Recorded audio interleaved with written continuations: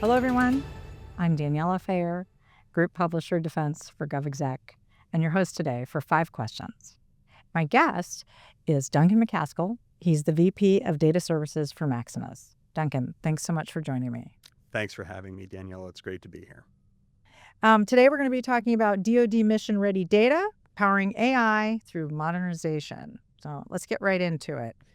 How are defense agencies aligning data modernization efforts with mission outcomes to ensure AI capabilities are operationally effective and not just experimental? That is an excellent question. And first, I would like to say the problems that the Department of Defense faces on the data analytics and AI front, they're very difficult problems, and they're very hard to disentangle.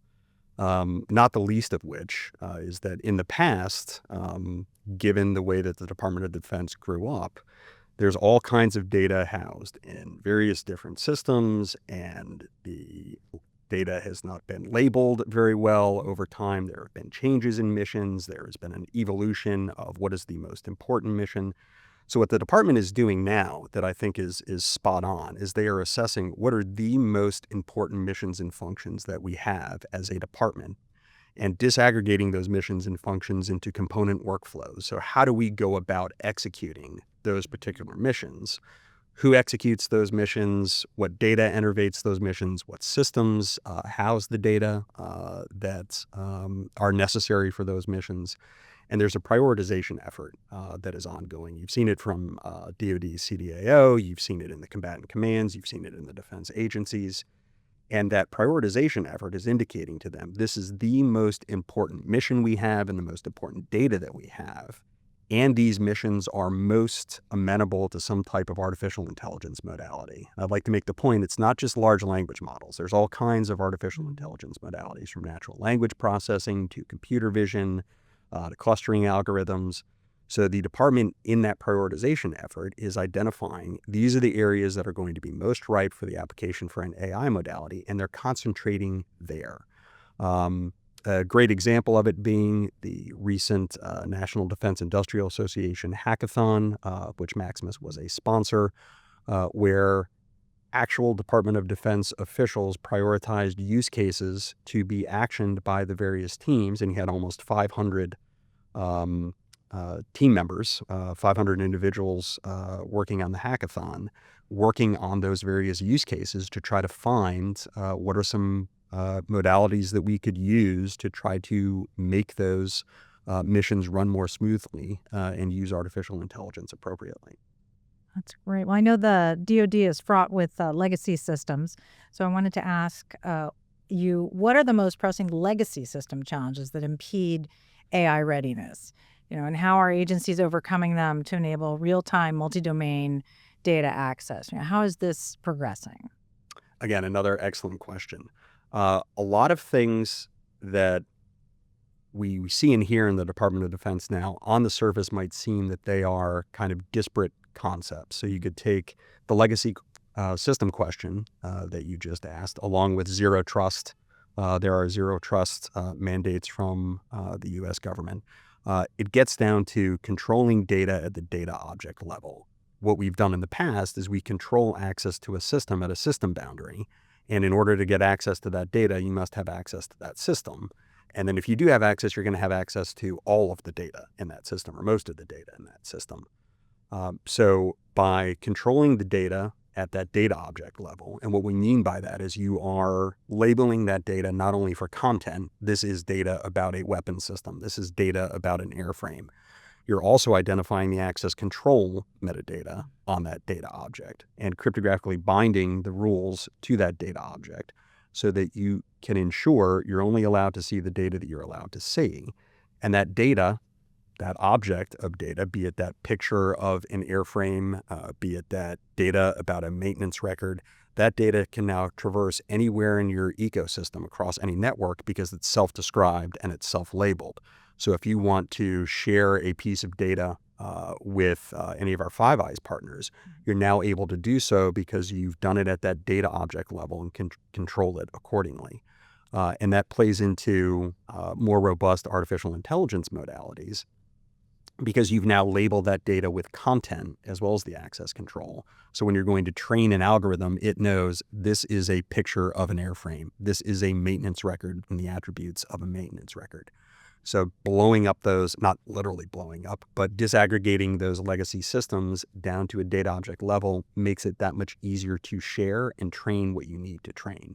And we could go into all of the, the acquisition, problems or the acquisition issues with, you have a procurement for a legacy system, you have a program of record. How do you get out of a monolithic program of record?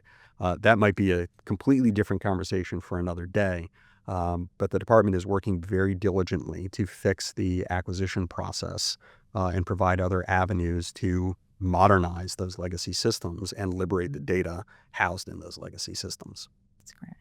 Security is always paramount, I think, for Yes, ma'am. the defense leaders. So how do you think defense leaders are designing data architectures that balance security, interoperability, speed, especially in joint and coalition environments? You started to allude to that, so I'd love to hear it. Yes. I myself have been guilty of thinking that a centralized solution to the data problem might be viable. I think that really is only viable in a very small mission component or on a small organizational level. So I think what the department is doing now, that's again absolutely spot on, is they're taking a yes and attitude. So it is not just one data architecture that is going to work. It is, what is the data architecture that is going to work in a particular mission context or a particular organizational context, so that we can then knit these data architectures together. So in some cases, you're going to have a data lake or a data warehouse, a warehouse being for more structured, cleansed data, a lake being for more raw data, combining into a lakehouse, which optimizes for both. You have fabrics, which allow data to stay in the originating system, but you're just pulling metadata to run analytics. The mesh concept, data mesh concept, where you have data products that are owned by a particular organization and then exposed to any authorized user for any authorized purpose. So taking that attitude of we have to use every tool in the kit as opposed to just one tool in the kit, I think is going to allow the department to make great strides towards optimizing data for artificial intelligence employment. That's great. And how do you define success? So how is the DoD measuring progress in data modernization? And what metrics or milestones indicate that AI is becoming truly mission ready? I guess would be the way to characterize it. We all remember the balanced scorecard from the early OMB days and the passage of Klinger-Cohen in 1996 that said that IT needs to be an investment as opposed to a cost center. So the department now is taking very much the same type of logic. We need a balanced scorecard for how we're going to measure our progress on our data journey and our employment of artificial intelligence. So you have your input metrics, your output metrics, your outcome metrics. I won't get into very deep specifics, but be thinking of, for a particular mission set, how much of that data is labeled with the minimum set of metadata. So you could get a percentage. How many missions have we documented fully, a complete mission thread down to the data object level?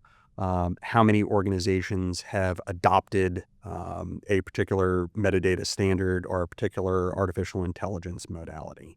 How well are we doing financially and on our contracts for being able to innovate and show that we have those markers of innovation documented appropriately? So taking that very wide view, again, much like the data architecture is not relying on just one measure, taking that entire universe of measures to give yourselves that dashboard, that picture of here's everything that's going on and how we're operating across all of these facets. That's how you get after the problem. You can't just rely on one particular metric or one particular solution. That's great. And finally, how can strategic partnerships with industry accelerate data readiness and help the DoD scale AI capabilities across missions? I feel like they are really reaching out to industry these days, so I'd love to hear your perspective to close it out. So what's old is kind of new again. I know that we were talking earlier about the World War II era and how the U.S. government very much reached out to industry. You had, General Motors building tanks. You had, what was it? National Cash Register was making small arms, 1911s and M1 Garands. It's that same type of feel today. You see the department reaching out to tech companies. Some cases you have the United States Army having an innovation unit where they've direct commissioned a whole bunch of tech executives as O5s. You have contracts being let through other contracting authorities to artificial intelligence companies. Bring your AI in-house to us, help us innovate. You see contracts being let out and partnership efforts ongoing with, we need to label our data very quickly. We need to market both for access control and market for content. So those types of efforts, I think, are going to be extremely fruitful. And as I mentioned earlier, ongoing hackathons. And for those who don't know, hackathon being here is a mission problem, here is some data that has been provided. Teams go and try to figure out a novel solution based on whatever those problems are. And because you have that deep and abiding partnership with the Department of Defense, you're seeing that gap being bridged. We say you had the valley of despair where you have a technology, you have an innovation, and it's never going to get fielded or get into an operational data pipeline or on a weapon system because we can't just get there. Well, you're seeing these small teams that participated in the NDIA Maximus hackathon to actually get on the radar, get some additional funding, get to the next level. Hey, you did really well here. Show us what else you can do. So those type of partnerships, I think, are going to be extremely fruitful and extremely meaningful for the department as we move forward. That's so great. Duncan, thank you so much for spending time with me today. That's all the time we have today. Well, thank you, Daniela, very much for having me. Thank you so much for tuning in. I'm Daniela Fayer with GovExec. Until next time.